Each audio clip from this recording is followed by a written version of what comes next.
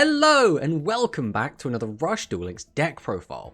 Today we're taking a look at Chaos Galaxy. Chaos Galaxy is basically a mashup of Light and Dark Galaxy, and the name comes partially because, well, Light and Dark has always been known as Chaos in Yu-Gi-Oh!, as well as the fact that there is a future kind of actual archetype with actual support for Light and Dark Galaxy combined into one deck called Chaos Galaxy. So that's kind of where the name comes from.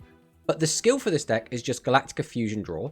And the reason why we've gone for this is because it is generally better than the Dark Galaxy skill, because this gives you that extra plus. Now, the only real negative of this skill over the Dark Galaxy skill is we can't discard Dark Hole Device, and that can be a little bit annoying. But other than that, it is basically better because the Light Galaxy boss monsters are a little bit better, and the Light Galaxy skill is just, in general, a bit better.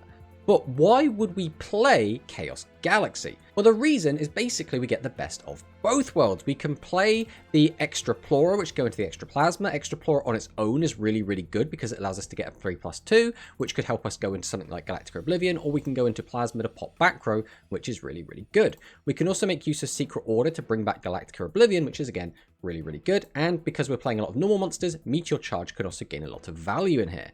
But the Dark Galaxy cards also work really nicely because we can go into Apocalypse. And Apocalypse is really, really good. Being able to use Dark Hole Device, wipe the board, and then use Apocalypse as well as just all the advantage that we've gained from playing the rest of the deck to basically find just another 2500 attack, because that's all we need after you've gone for Apocalypse, is enough to close games quite a lot of the time. We can also use Plasma to get rid of our opponent's back row, which does make this version of the deck feel a little bit safer depending on the situation. Those are the benefits. There are obviously going to be some negatives. First off, these cards don't necessarily always play well together. We have cards like Prophet that does require you to shuffle 3 Dark Attribute Galaxy type monsters from your graveyard into the deck. And we're not playing that many Dark Attribute Galaxy type monsters, so this isn't always going to be online, but it is a lot of the time.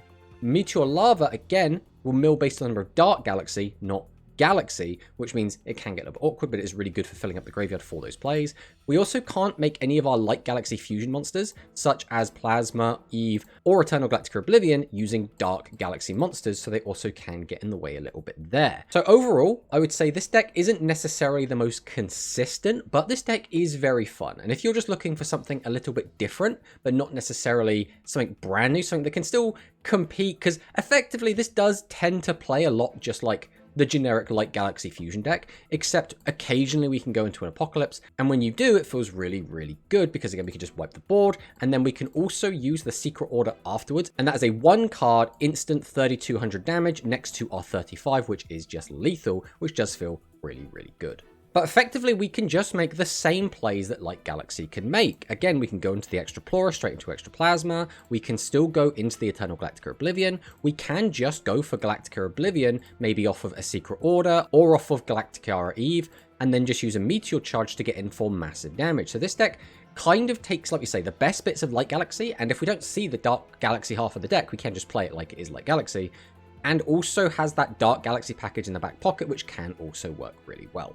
Once again, I will stress, this is not going to be as reliable or as good realistically as either Light Galaxy Fusion or Dark Galaxy Fusion. But again, if you're looking for something a little bit wacky, looking for something a bit more interesting, this is a really fun deck that I personally have had a decent amount of success with, and we even did get a couple of top 8 finishes with this list. So overall, it's worked decently well. It's not realistically going to break into that top 3 slot, but it is a bit of fun if you're looking for something just a little bit different. But this was a really quick deck breakdown, but let's just go ahead and fire into the games so I can show you what I've been talking about